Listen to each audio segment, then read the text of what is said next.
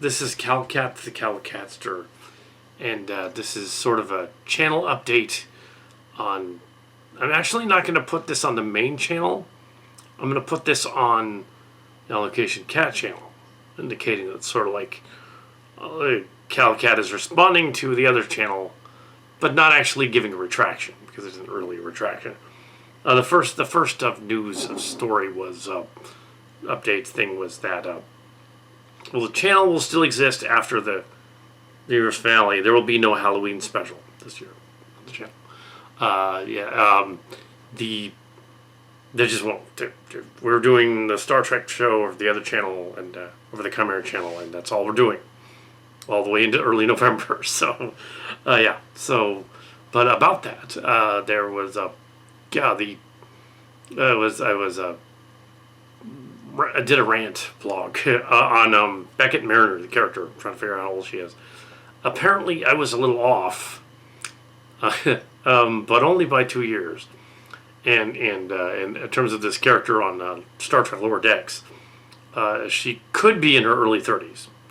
So she could be roughly Wesley Crusher's age and would have known of the other characters in Lower Decks. She wouldn't have been in high school necessarily. She could have been Wesley Crusher's age. Because also Cito Jaxa is also Wesley Crusher. Just a year younger than Wesley Crusher. So it works out. Oh, yeah.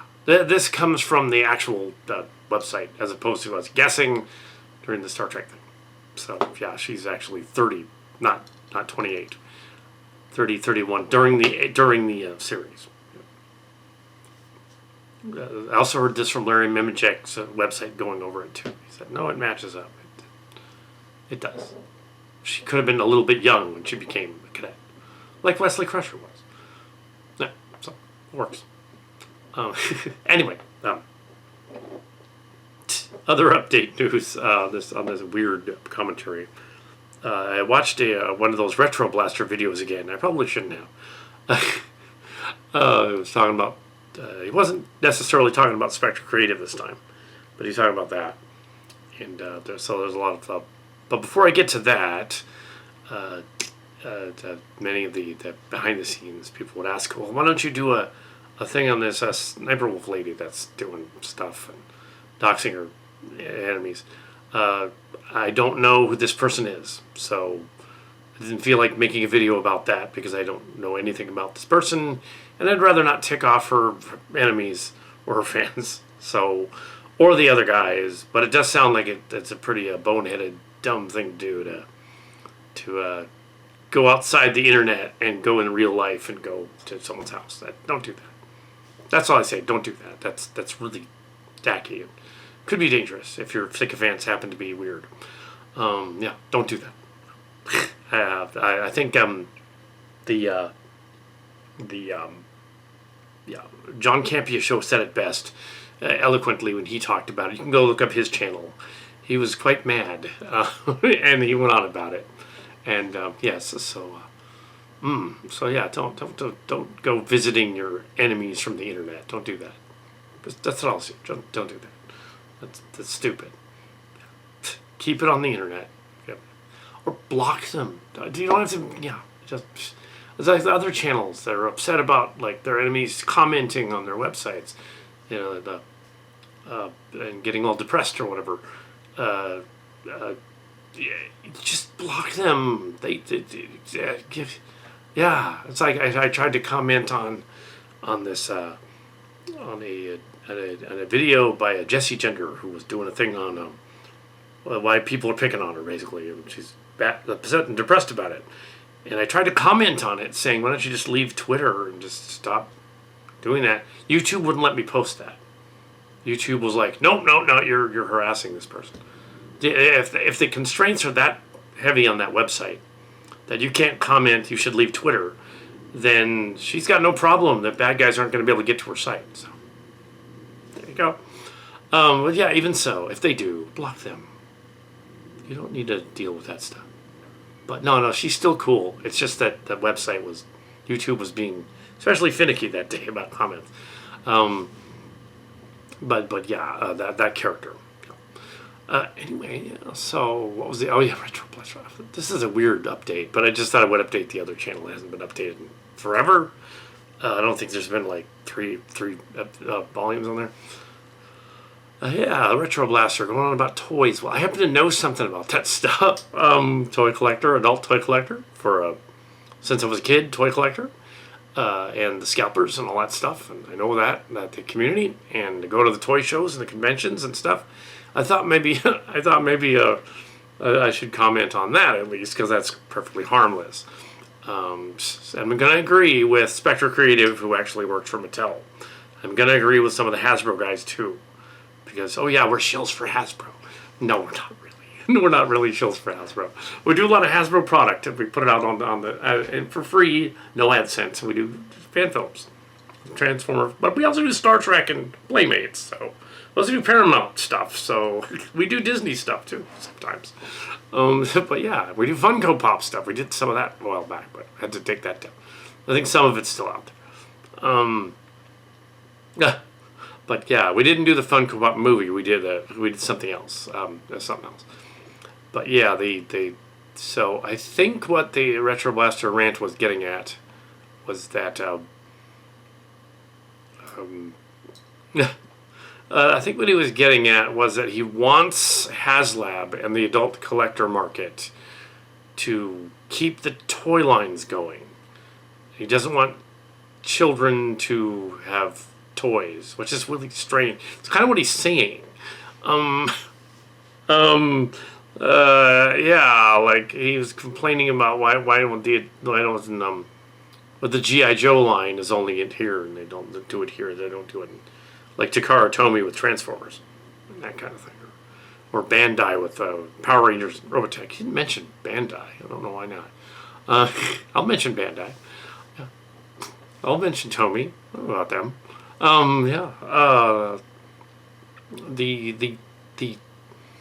I think also he did not mention the Bromy crowd, the adult collector. Not so much anymore with the newer version of My Little Pony, but the one like about 10 years ago was really big among adult collectors, and Hasbro was like blindsided by that. It's like, oh, why are all these adult males collecting My Little Pony? It's because the show was clever and well written. And it reminded them of the earlier one. It was like an updated version. Even the movie wasn't that bad. But yeah, I'm not a Bromy, but I know of a Bromy or two. So, but I went to see the movie. Yeah, the newer show, not so good. Saberspark does some brilliant reviews of shows like that. So go check that channel out. But yeah, also he was trying to say like, well, why doesn't the toy market and the why don't stores stock toys better? That's kind of what he's getting at too. Stores tend to stock only the toys in the the quadrants. Well, that's how they do it. The quadrants, or in retail too. So that's what they do. So if you see like a shelf full of He-Man figures and it's 4x4, that's where that's the quadrant of the He-Man figures from Mattel. If you see like the 4x4 of Transformers and related Transformer stuff, that's for them.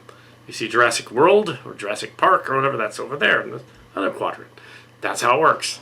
And the store keeps stock depending on what sells. And it'll end up in the dollar stores if it doesn't. So that's where he got it, to the dollar stores. So that's where that comes from. That's what's going on. And there was an influx of toy sales during the pandemic because where were people going to go? That's why it threw them off. That's what it was. It was the pandemic. And that was the time for the collectors at HasLab or whatever to make a Mask series. Not now, not that it's over, but then a reboot of Mask and bring it out and show the cartoon again, all that, because it could relate. Because people would see, they'd be after other kinds of masks, and they would see this cartoon, and they would be like, oh, that's neat. And they'd go over there and go, it would have been the perfect storm to re-release Mask.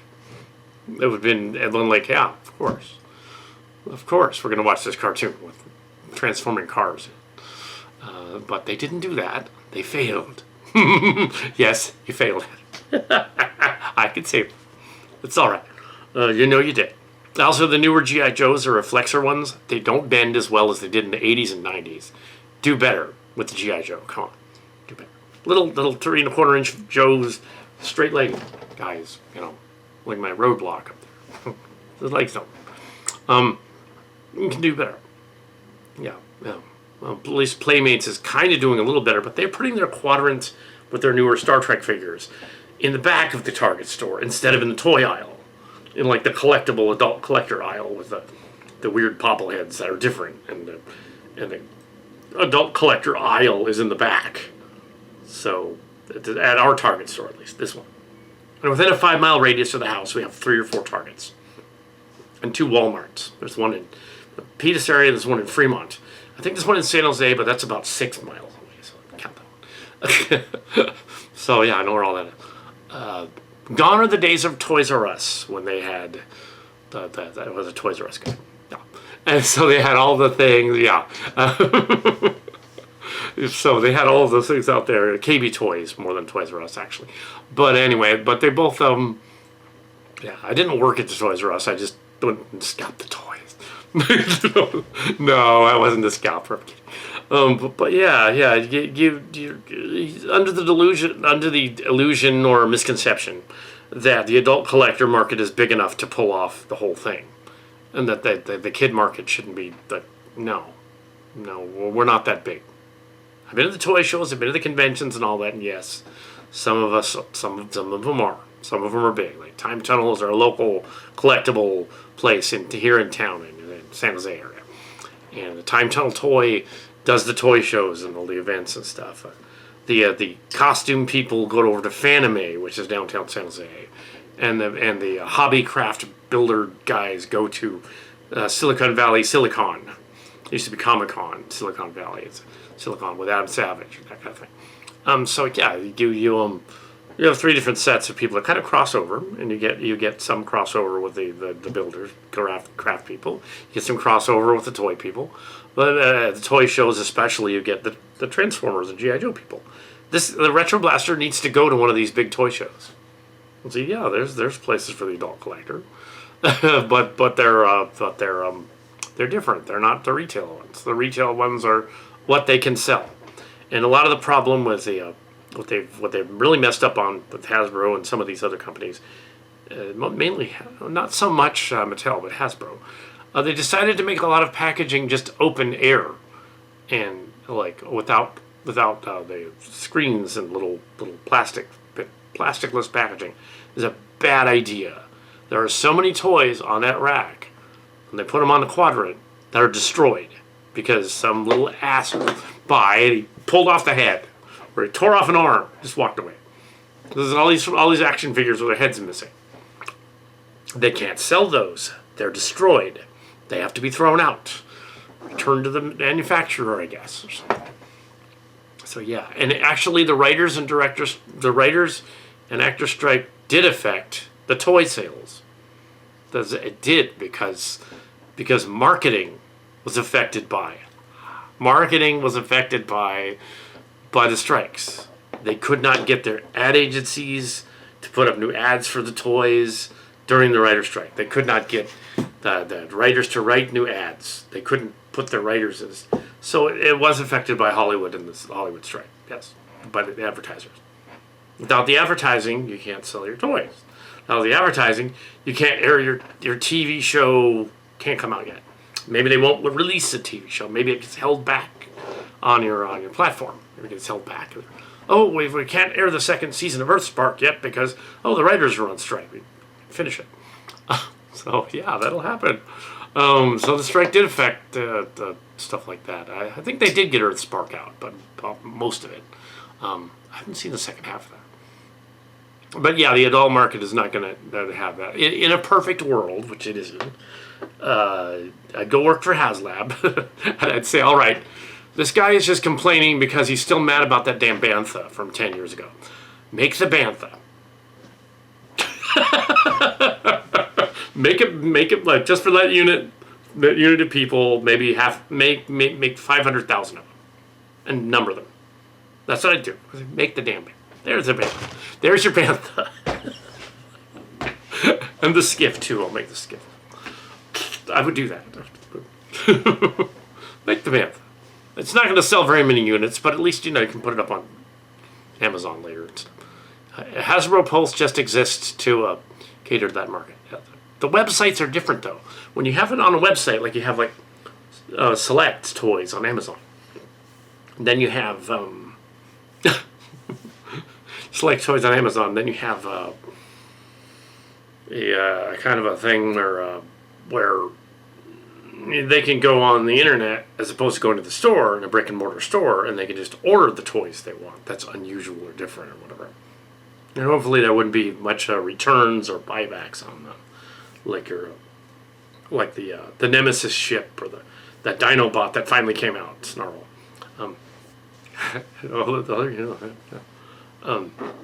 How many units did they make of Star Saber, HasLab Star Saber? I don't know, a couple thousand, something like that.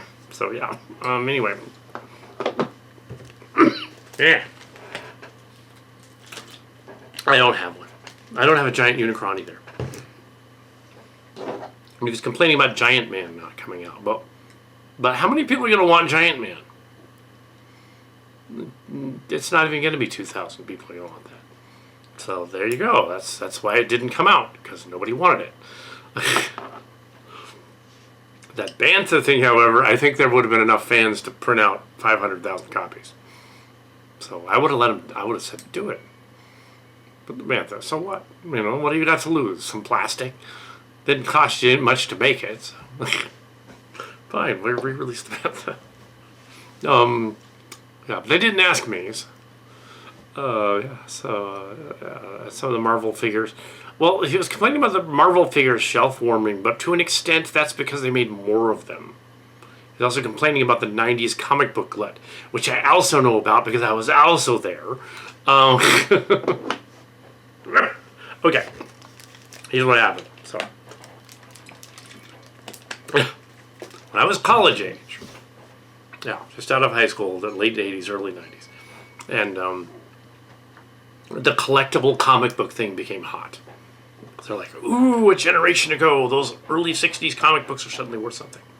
Because they were rare. Just like the early 60s baseball cards were rare. Because there weren't very many of them. The comic book market, this goes from Marvel, DC, Image, all of those other ones. Mainly Marvel and DC, but it's a little bit Image.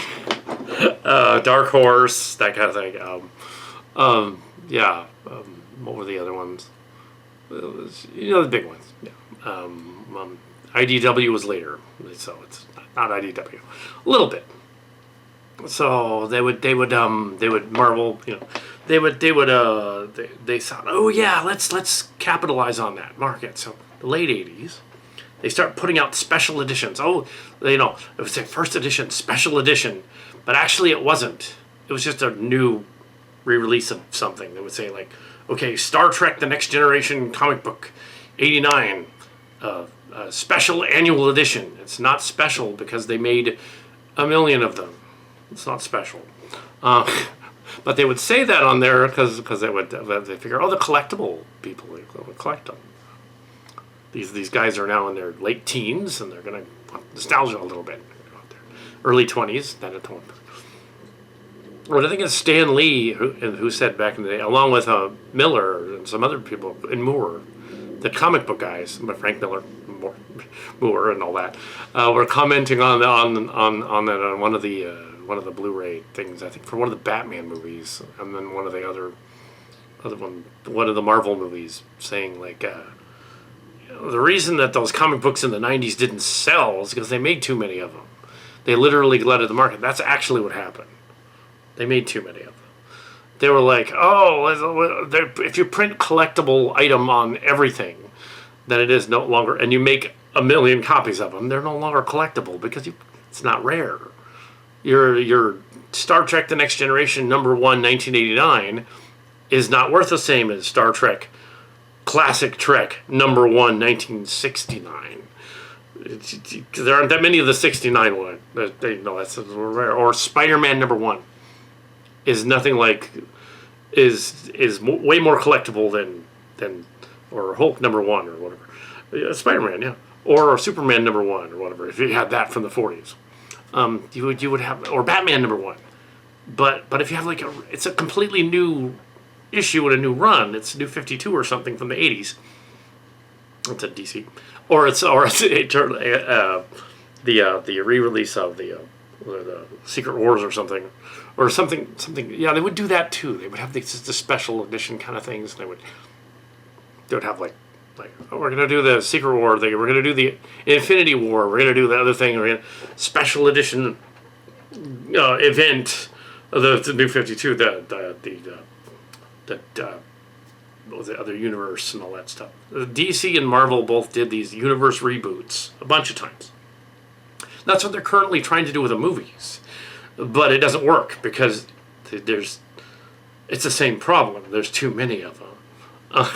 You have Marvel going like, well, we've done 25 of these and they're all kind of samey. What are we gonna do next? Oh, there's gonna be another one with these superheroes. First act, they get together. Second act, they break up. Third act, they get together again. It'll be the same thing over and over again. The kids won't notice. So yeah, the adults might. Yeah, but yeah, and then we're gonna try for maverick directors and things in certain. So it's the same issue. It's too much of a good thing or too much of a bad thing. It's the same thing. You have the marketing's the same problem. Target does not stock its stores well, at least over here. It apparently doesn't wear retro blasters from either. But yeah, the comic books, if you make millions of them, sells many. And if it's the next issue, it's the 25th issue run of that comic, and it's called issue number 1, but it came out in 1990. It isn't worth anything. It's worth the $2.50 it was when you bought it. So it's not going to be worth anything because they made 1 million of those guys. This is Spider-Man annual number 1 from 2000 is no, it's worth $5. Like, unless there was something really unusual about it. Yeah, so there's a lot of them out there. Yeah, you go to the real comic book shop collector guys, and they have like in a case wrapped up. They have the thing. Yeah, I saw like. My friend and I were at the Super Toy Show thing, and we were like, just recently the Super Toy Show at the beginning of the month, and there was one where there was a guy had Spider-Man number 2, like number 2, from the 70s, late 60s, early 70s.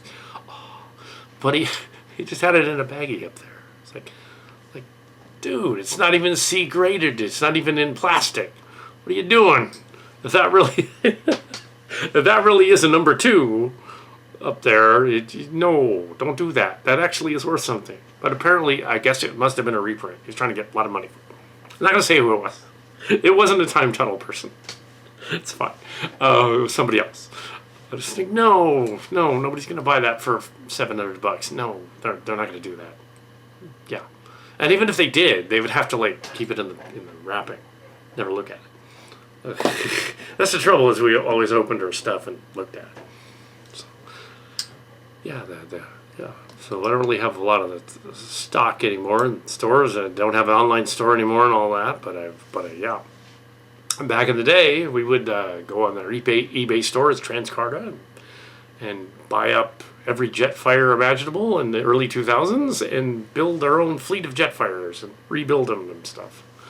Found out about that funky arm, or the funky arm on the 85s and the funky backpack on the 84s. And I think that's the way it went. Yeah. And I mentioned that at the convention too. The guys, don't tell them about that. Oh, let's just tell my friend about that. No one else is listening. It's fine. But he already knows, so yeah. Okay. I ended up buying some toys from him, but yeah.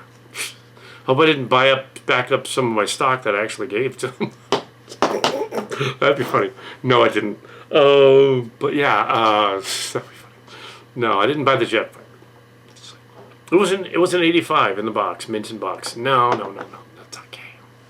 Don't do that anymore. But yeah. The thing is, it would be cool to adult collectors to bring Mask and Visionaries and all those other like separate IPs back. But not to the kids. Kids would have no idea what Mask. Kids these days actually would have no idea what like early Transformers and early Power Rangers were. They'd have no clue. They're familiar with. Kids these days are they're like 10 or 11 or whatever. Between 8 and the demographic is boys, Transformers at least is boys 8 to 13, basically. But then there's the adult collectors that come in. And they price them out of range. That is one thing you mentioned. They price them out of range so they're not, kids can't buy them. And if it's broken because the packaging is crap, then and the parents really don't want to buy the toy because his head's missing or something. Numerous times with people tearing Bulkhead's head off, or tearing off or one of the Carbots, Blue Streak's head off, or Prime's head off. Earthspark Prime's head was missing. Nobody's going to buy that. So yeah. Also, the demographic, if they're appealing to the demographic of kids, they don't have a lot of money. So if they can't price them out of range, their milk money or whatever, their lunch money or their allowance, they're going to go in there to buy a $30 Transformer. They're going to buy the smaller ones. So the guys all complaining like all the smaller toys and the smaller Star Wars are on the rack and the smaller other thing. That's the thing the kids can afford. That's what's going on. They're all, we're going to put 50 million of these little mini-con guys up there, and there's smaller Marvel guys up there, and smaller Star Wars guys up there. Because that's something they can afford. They can grab a $10 one. Their parents can go over there and they'd be all like, oh, I'll buy that. It's only $10.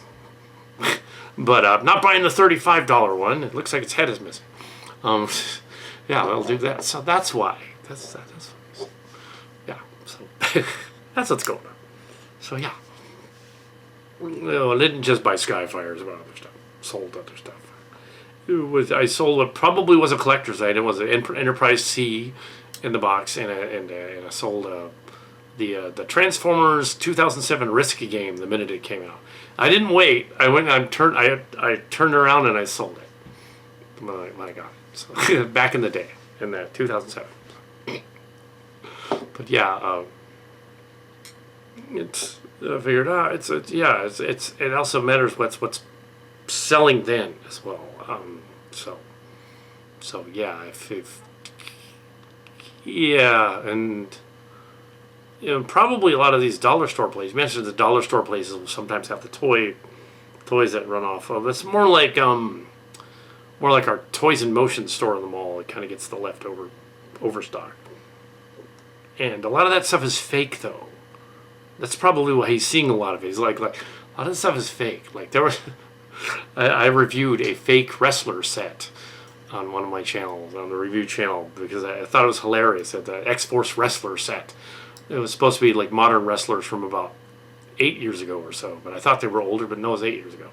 And then Phelan Portis, I notified him. On his comments, I said, you have to review this. It's knockoff Galaxy Force wrestler or G-Force wrestler. He's like, oh, hell yes, I'll do that. And he's like, this guy in the U.S., he turned me onto this. He said, go get these. And I did. And I was like, oh, these are hilarious. I have to review them. They're not exactly Galaxy Force, though. They're Wrestle Masters is what they are.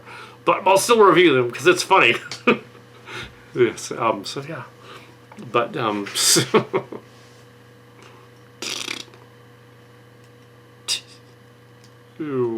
so yeah, that toy collector thing is like, yeah, the adult, yeah, the case in point he didn't use was the bronies. He should have. The bronies really threw him for a loop. They were like, what? There's adult men collecting all of My Little Pony action figures. That's awesome. But yeah, that threw him for a loop. Yeah. So but yes. But yeah, we collect Transformers and sometimes the Mattel. There's a Hordak over there. That guy was a shelf former for a little while. I grabbed a Hordak. See? Hordak. Anyway, so yeah. After the toy show, Buzzsaw Hordak. It's a reissue of the it's a reprint, reissue, update of the Hordak from, I believe, it's not necessarily from the He-Man and She-Ra movie, which was awesome. It's from, and it's not Hasbro, it's Mattel. It's from It's a little later. It's like the collection from. It resembles more that, or the 2020 and then 20th collection and 24th collection. I think it's the 23rd collection. Let's see. It was at Target. Mattel.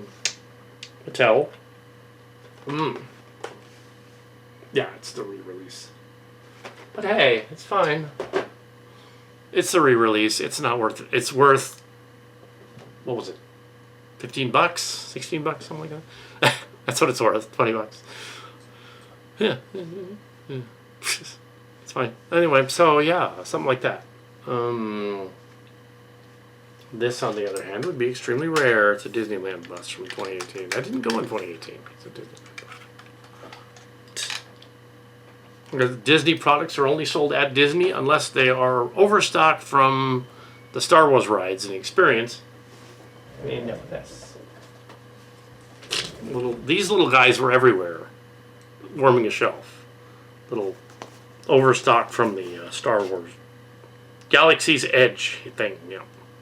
Trading post. They bought them over to Target and put them for sale. I bet in the park at Disneyland, these were probably like $20 or more. But at Target, they were actually knocked down in price to about, were they 11 something?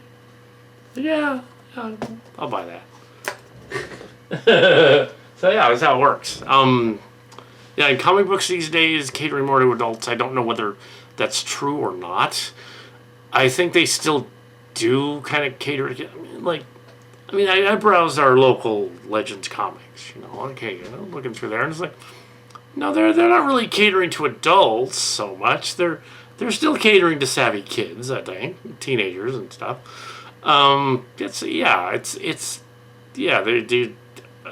the guy getting a little right wing and butthurt about like all the like extra stuff in there about like woke or something? Because that would be stupid if they were doing that. Come on.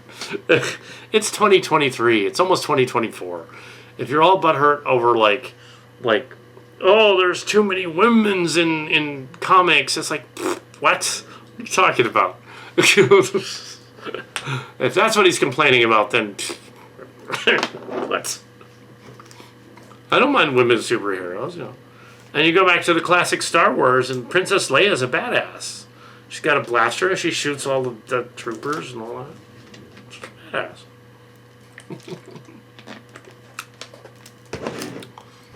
No, they don't say Princess Leia's woke. They don't say Wonder Woman. Well, the newer one, 84, kind of sucked. But not because of that reason. It sucked because it wasn't very good. Wonder Woman 84 just wasn't very good. That weird idea, the body swap thing with the boyfriend, that didn't need to happen at all. It shouldn't have been in the movie. So that Gal Gadot could hang out with her husband, who was playing a stranger in the movie, who she essentially accosts their body to be the other guy. If a guy wrote that story, it'd be like, okay, yeah, that's just horrible. But if you think about it, don't, yeah. But, if the Captain Marvel movie was fine. If you guys are upset about that, that's stupid too. The Marvel Legends figures, sure, they're warm as shells, because, but that's overstock at places like your Ollie's store. Oh, yeah, so it's overstock. It's an overstock store. That's what they do. I noticed there's an awful lot of peg warmers of Jurassic World. There's like a whole quadrant and then spill over a little bit. At both Walmart and the Target. The Walmart is two of those within 5 miles. There's overstock out here. This is the Bay Area where you will find scalpers everywhere.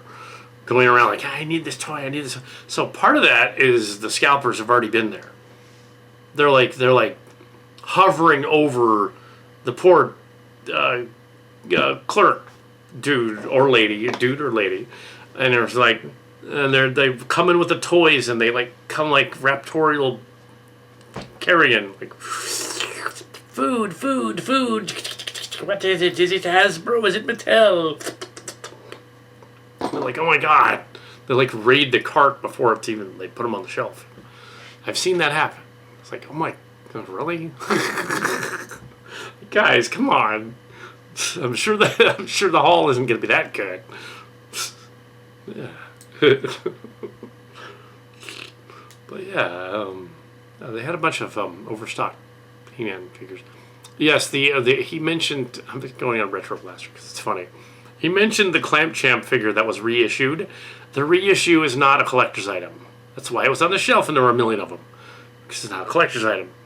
Any that like the Hordax probably not a collector's, or it wouldn't have been there. Man, it wouldn't have still been there after the toy shop. But it's fun to have it because I have a She-Ra to go with it. You see. But yeah, a reissue of She-Ra with a horse. I think it has the horse. Yeah, Spirit. Yes. No, this Halloween I did not go as. I will not be going as a He-Man character. I'm not going trick or treating.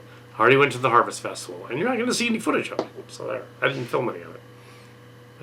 They had other people filming it, and that was it. So yeah, we'll run over to the store to get groceries, not toys. And yeah, so yeah, just yeah, the adult collectors just are a vocal minority, and they're just loud, and they wanna make it look like, oh, we're important somehow to the universe. No, not really. Oh,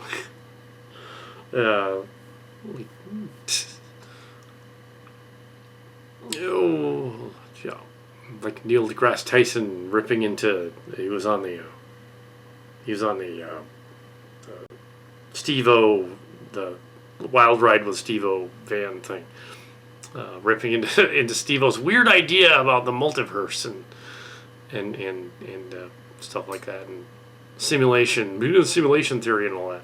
Essentially, okay, well, he didn't rip it directly, but he sort of ripped it in that he explained that it's not what you think. Either is astrology and all that. It was just kind of funny.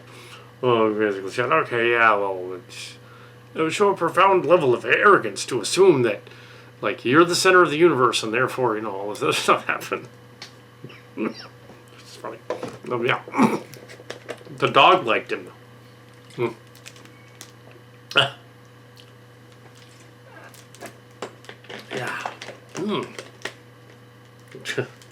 Yeah, Steve-O's dog liked it. No, I think he liked the physicist dude. Yeah.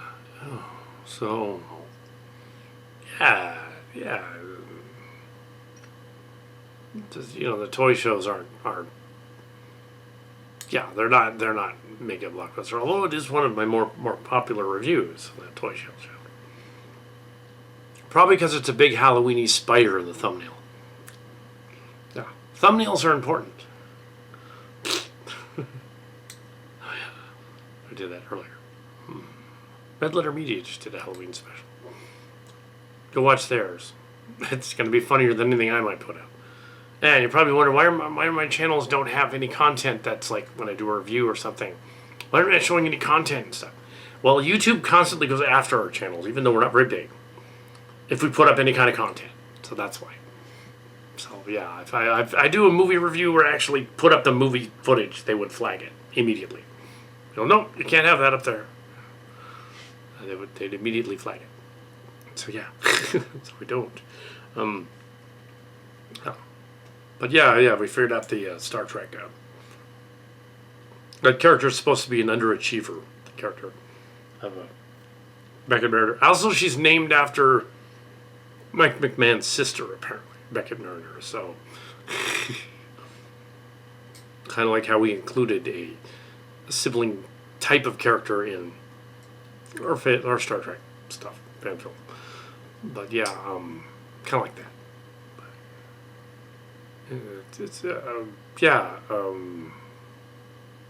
Still doesn't make the other. Yeah, the age is still kind of fuzzy, but.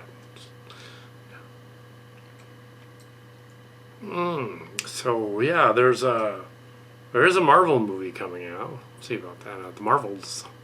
I've not seen the Ms. Marvel series, so I don't know anything about it, which is kind of the problem with the Marvel movies currently. They were complaining about on other channels.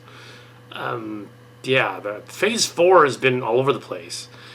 And their main actor, who they got to play Kang, is in trouble with the law and stuff, and allegedly, and he's like in trouble. So they kind of have to. They probably have to reboot all that and not do it, which is unless they recast the guy. They could just recast the guy, but maybe they've decided to redo it because Phase 3 was early Phase 4, late Phase 3 was kind of a mess. Eternals was like, yeah. I was discussing this with my nephew Johnny on the phone recently. He called out of the blue after like 2 years. Talking about the Eternals. And he kind of agreed with me on the Eternals and Shang-Chi and all the other ones. They were just okay. They weren't like the other ones were. The original Avengers OG cast. They weren't as good. Because they weren't... they just didn't know that in the Eternals. The problem with that one was they got a director, an Oscar-winning director, but she'd never directed any kind of an action movie or a superhero movie. So she directed other stuff that no, you don't make that their freshman outing that they're going to do a blockbuster 3-hour-long movie. Let them do something else first that prepares them to do, a superhero movie. You don't just do that. They wouldn't ask me to do a weepy drama. It would end up being sarcastic and annoying, It would be like, no, what have you done to our weepy drama? If we do an action thing with robots and toys and stuff, they just have me do that. I can do that.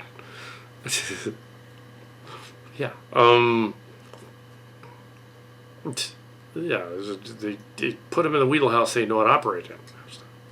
Yeah. And he agreed that Obi-Wan Kenobi should have been a movie instead of a miniseries. And it would have been better, just a movie, just like a 2-hour movie. Obi-Wan goes to rescue Princess Leia, and that's it. And then they go back and they fight Vader in the end. Yeah, we meet Vader and fight him. Yeah. It would have been an okay Star Wars movie. It would have been fine. It would have been great, but it would have been fine. Miniseries was too long. Book of Boba Fett, that should have been a movie. We didn't need him rescuing his ship just so they could rename the ship because they didn't want to call it Slave One. They didn't need that because he didn't do anything with the ship afterward. He called it a fire spray or something. They didn't need that scene. It didn't need to be in there. Why not just not include it if you're not going to use it later? And bringing a villain out of the blue, Cad Bane, we were both familiar with. But it's like, yeah, that is weird that they threw that guy in. Cad Bane. It's like, what? I don't know who that is. Most people didn't know who that is. They watched it. They were like, "Who is this blue dude?" It's all the same thing happened with Han Solo with the Han Solo movie with Darth Maul, and that they didn't do that right either. It's like, why was Darth Maul at the end of this? Only if you'd seen Rebels would you know that he came back and they put him back together like he's a robot. Otherwise, you'd have, well, why is he back? Isn't he dead? What? If you're gonna do that, then you have to do my original ending for Star Wars, the Rise of Skywalker, which JJ completely flat out rejected, by the way. My original idea was I was going to do what the internet was saying should happen. Like, okay, if you're going to have Palpatine, right at the part where he convinces the two of them to like almost fight each other and almost like kiss or something or whatever was going on, they're like having a moment. He should have immediately fallen over because he almost did, and gone, and behind him is the real Sith Lord, the real power behind the throne. It's Jar Jar. And he's all old and crunchy and nasty looking, and he's all, Misa Jar Jar Binks. Misa turned to the dark side after Padme said Daisa. Now me take over the fleet. Ha ha ha ha ha. And they're all like, oh my god, it's Jar Jar Binks, the most powerful warlord in the universe. And they have to fight him. He's all, JJ's like, oh no. No, that's just like you said with Lost. No. No, that's not what I said with Lost. With Lost, I said, you need to do the incident at Owl Creek. You need to do the C.S. Lewis Chronicles of Narnia ending. You need to do that, not your Sideways Universe stuff. That makes no sense, JJ. No Sideways Universe. Here's what you do. Here's how Lost should have ended. The smoke monster and all that stuff reveals in the final episode. Let's get to the final episode. Get to it. and the hero, the main character, Matt or something, it cuts back to the plane, the airplane that they're on that's crashing. And actually the entire series has been all in his head while the plane was going down. The smoke is in the air and everything. And then he goes... And, yeah. And then he just wakes up in sort of a perdition kind of thing at the end. And there's like an angel or something there. And he's like... Yeah, so this entire series has been a test for you to come back to go to heaven. That's all it is. Yeah, so that would have been a better ending for Lost. Because then they would have been like, oh, now everything makes sense. It's basically Mouth of Madness crossed with Lost. Crossed with Incidental Creek Finish, crossed with North. It would have worked. It would have been awesome. It would have been a great ending. You could kind of do the same thing with it. Like in Game of Thrones finale, where they just said everybody's crazy now and they all kill each other. No, that's not how you end it. No, that's not how you end it. I think I'm studying the George R. R. Martin. I haven't studied it much, but or what little I've read about it. You just bring winter. They're always talking about winter coming. You just bring winter. The end of the story is they get frozen or something. Similar to the other story. Yeah, that would be cool. Like, all right, winter's coming. Now it's here. Boom. Oh. I'm a sci-fi writer, so a little bit of fantasy.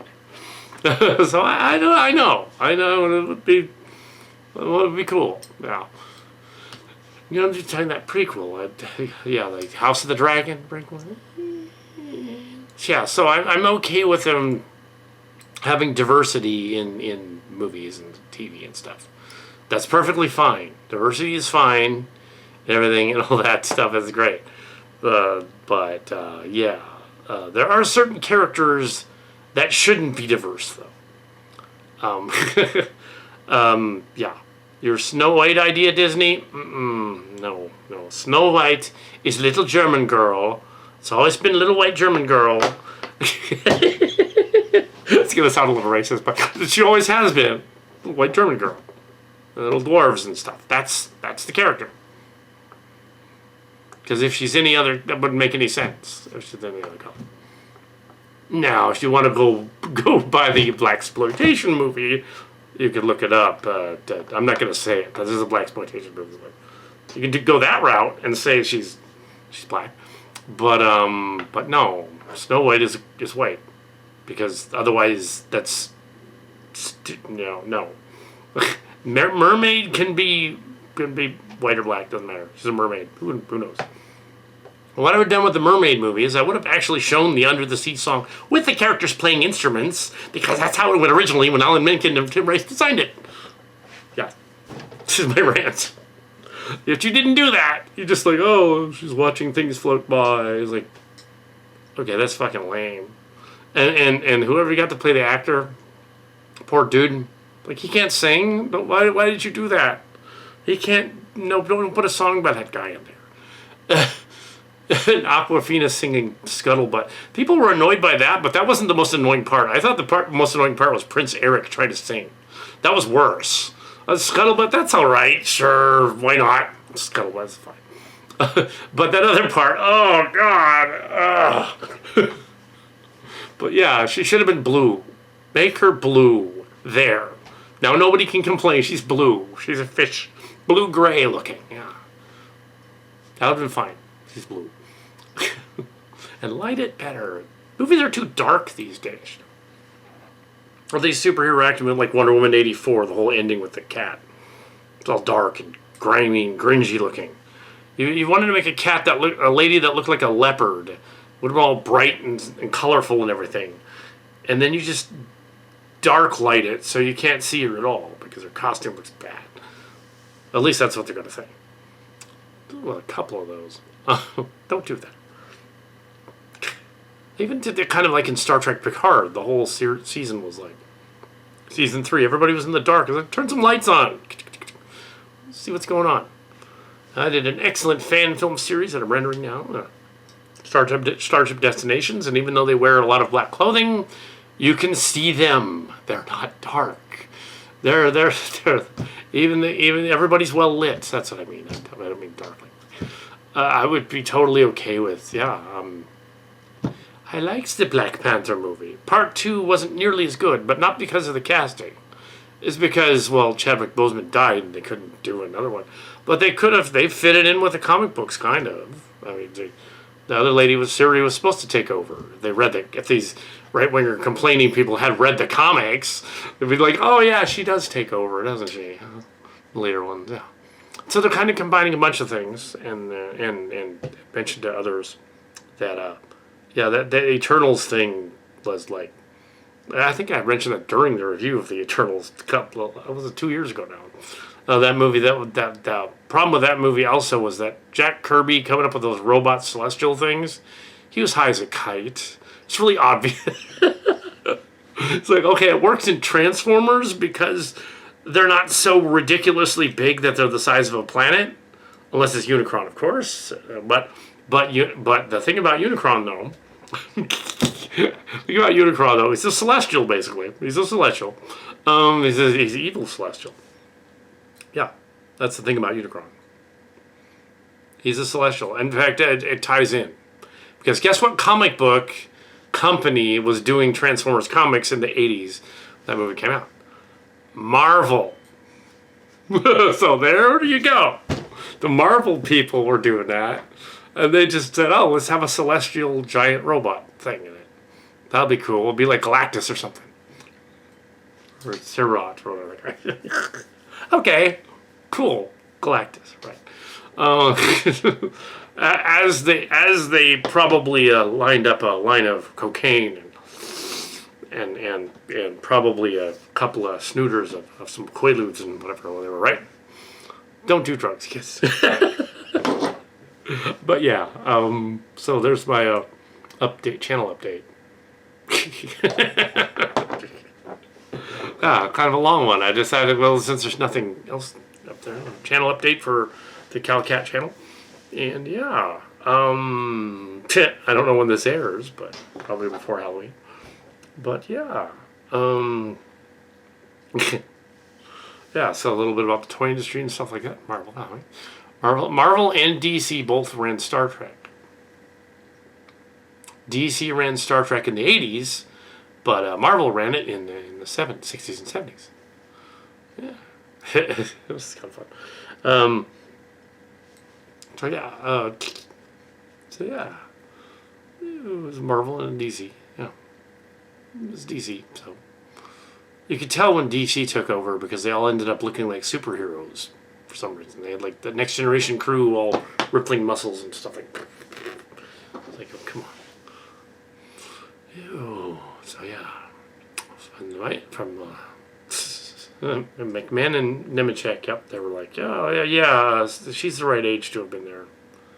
It was all like shows all like those. So you mean Mariner's like 30 on that show? That doesn't make. Why would she still be an ensign? Wow, she's really held back. Yeah, that's what's going on. Oh, okay. So are the other ones younger? Yes, they're younger. So I guess Rutherford is about 25, Tandy's about 23, and the other what's the guy? Boimler is about 26, maybe 26, 27, 27 probably. The actors are older though. The actors are a little older. 10 years older than the character they play. The actress of Tawny Newsom said, yeah, my character is 10 years younger than me. So there you got it from the horse's mouth. Okay, then it makes sense. It kind of doesn't, but it kind of does. Yeah.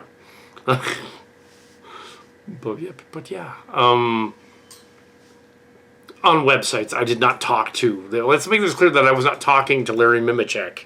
I was not talking to Tawny Newsom or Mike McMahon. I read about it. All right, I read about it. Well, not talking directly to. No. Yeah, you would know if there was a Kal Kat connection. I would suddenly have 1 million views. No.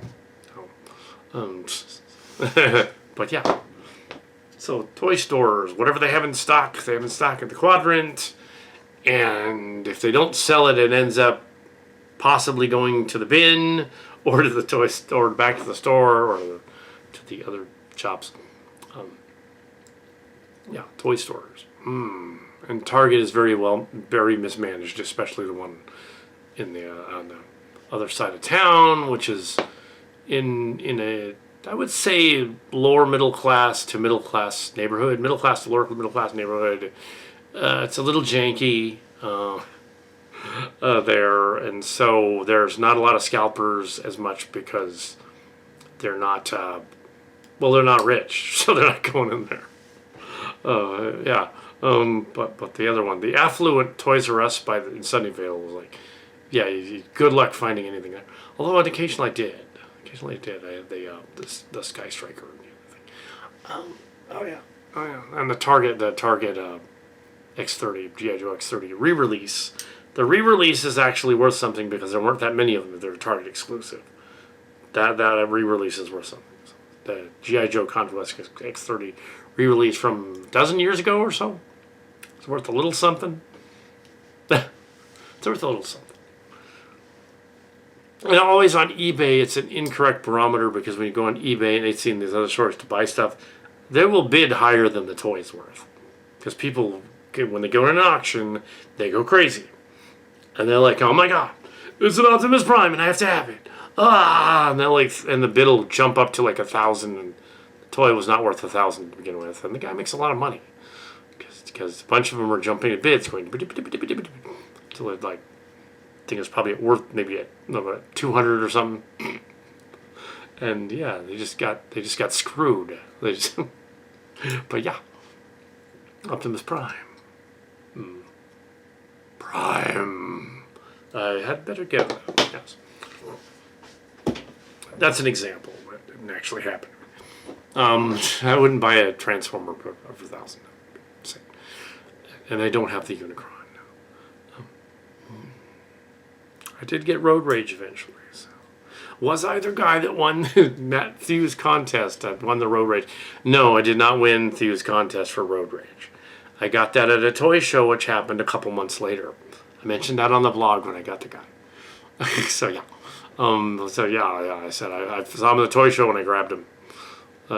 He was there, toy show. But yeah,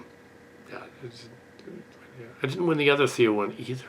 It was the other guy that was there was one other toy that was a Skids, I guess. I also found Skids, but I found Skids at a Target. So I was like, oh, there's the Skids at a Target. And then I found the awesome Selects version, which is silver. So, cool. Yeah. Oops. So yeah. Visionaries was another Hasbro toy line that really would not sell now at all. Nobody would even. That cartoon only lasted one season. Nobody's gonna want that. Might as well re-release Rock Lords. At least the funny. I was as weird as those weird DC archetype, like He-Man ripoff figures from like 5 years ago. They were shelf warmers for a while. I wonder what they're worth, but I don't know. They had an Aquaman with a hand missing and stuff. They were trying to be He-Man figures. It's weird. That was in the middle of copyright. They might be worth something just based on them being unusual, but maybe not. Maybe they did. Weird DC, like emo DC wrestler looking figures. Probably not. But yeah, the Marvel Legends guys are just everywhere. They print a lot of them. So if they print a lot of them, then it's going to look like there's more shelf warmers when there aren't. They're selling them. That's why. They're selling Hordax and He-Mans and stuff. They're selling a lot of but they're not selling a lot of Buzzsaw and Trapped Over Here. But yeah. Anyway, so yeah.